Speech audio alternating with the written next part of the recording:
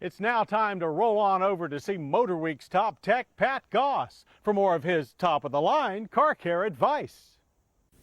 John, tires are very expensive these days, and that means if you happen to be plagued with something like this nail going through the tread of your tire, well, that could be costly if the tire can't be fixed.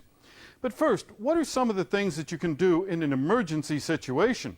Well, there are products out there like this one that could be installed beforehand, and they temporarily seal the tire. Or you might use one of these products that inflates the tire on the spot. It also seals the tire, but some of these products are flammable.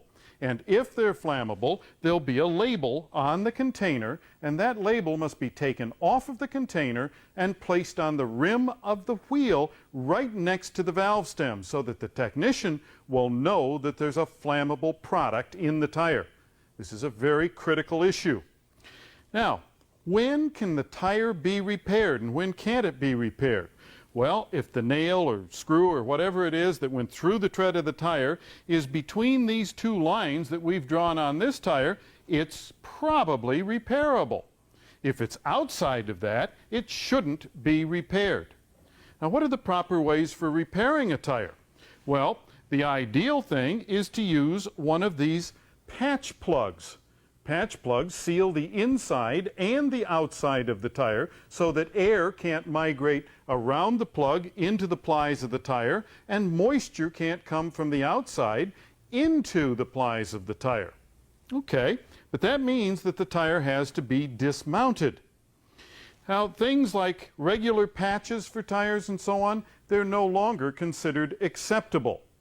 One thing that is acceptable, if you do it properly, is to use one of these rope-type plugs that's installed through the tread of the tire. But you have to take that a step further. Now, that further step is to use a product like this. This seals the inside of that plug. Now, here we've actually done that so that we can see what this does inside. It keeps air from migrating in between the plies of the tire. That's the only proper way to do it, but again, it requires dismounting the tire. Well, if you do it right, you can repair most flat tires. If you don't, you could wind up with a tire that is very seriously dangerous.